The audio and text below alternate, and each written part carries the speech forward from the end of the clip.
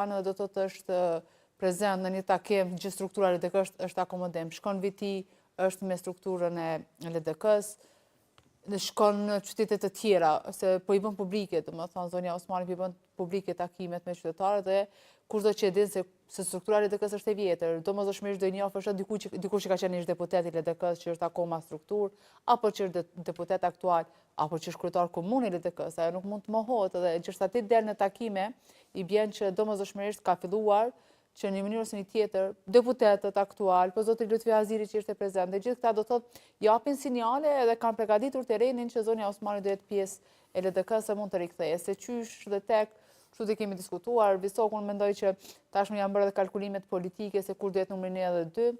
LDK-ja në këtë aspekt. Kur do të jetë numri 1 dhe 2 në garën e ardhshme elektorale tek LDK-ja? Zgjedhjeve.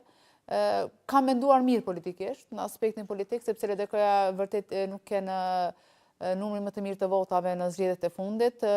Zonja Osmani mund të risjell një ndryshim, do thotë brenda LDK-s mund, sepse kemi edhe dy lloj ndarë. 1 dhe 2 tek LDK. 1 dhe 2 kanë fjalën nëse do jetë Vjosa Osmani numri 1 prisë Selisës dhe 2 Lumir Abdexhiku. Kjo është e diferenca që mund të bëhet. Nuk është në të kaluarën edhe zonja Osmani kur zotri Kurti nuk ishte pjesë e prisë Selisës, kur ishte pjesë e lëvizjes vendosin në koalicioni me Guca, do thotë është një lloj prirje e cila mund të ndryshojë një rezultat.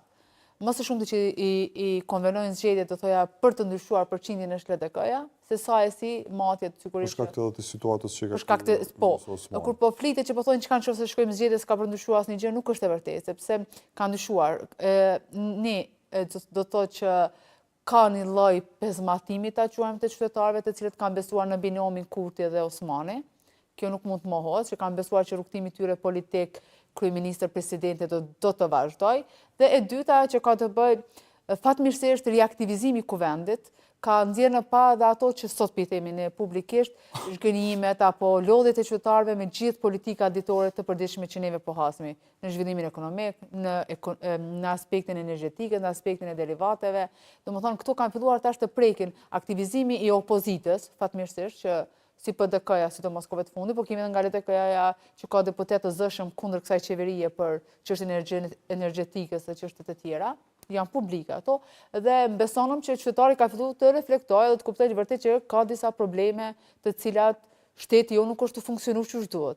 Barrën më të madhe të çdo shporti të pagese ka qytetari dhe sot kur ne po flasim për president dhe ai TikToku po vjen drejt përfundimit, besonëm qytetarit më shumë të interesuar çfarë zgjidhje mund të ketë do të thotë. Është stabilitet institucional. Patjetër. Absolutisht, presidenti jo që është stabilitet, po ta cakton a do shkojmë zgjedhje apo jo. Kjo sigurisht është shumë e rëndësishme. Po e them në përditshmëri që është lodhur do thotë me këto kalkulime. Janë tu kalkuluar politikisht si vetvendosja, si PDK, si LDK deri te AK-ja. Do thotë kalkulojnë politikisht, PDK-ja e ka një lloj elektorati të vet të pandryshueshëm, standard. Këtë e kemi thënë vazhdoj ta them. Tash lëvizjet e elektoratit më shumë të shkojnë VV-LDK, domethënë gjithmonë rritet LDK-ja bjen vetvendosja. Kur të bjen LDK-ja do të bie vetvendosja. Po, do thotë to si marrin elektorat PDK-s, nëse ose aleancës. Po them absolutisht jo, do thotë nuk mund të them absolutisht jo sepse elektorati uroj të jetë domosdoshmë mendje prerë dhe të bëj kalkulimet, mendoj kujt pja jep mundësinë një herë, 2 dhe gjitha tjerat, por ka zhgënjime do thotë me mënyrën që kanë prit ndryshime. Mos duhet harruar me gjithë këto 2 vitet, një vit gati, këto dështimet politike, u bënën 6 vitet e një qeverisje. Nëse dikur kanë thënë që jo po prit se kemi fillimin, prit se këta kanë shkatruar shtetin edhe neve me të drejtë se herë po them unë që këta janë duke punuar mirë, po kujtojnë që po i abstenoj ata që kanë bë keq. Unë kam thënë që qytetarja ka dhënë përgjigjen atyre që s'kan ditë me vepru me meritokraci, me ndërgjegje qytetare, me premtime të mbajtura, janë opozitë s'un pe ngrenë kokën për shkak të. Pra, ju thonin që ka kaluar faza kur duhet kritikohet qeverisja e kaluara. Jo, tash duhet kritikuar edhe kjo qeveri. Qytetari me të drejtë pyetet po kujt japim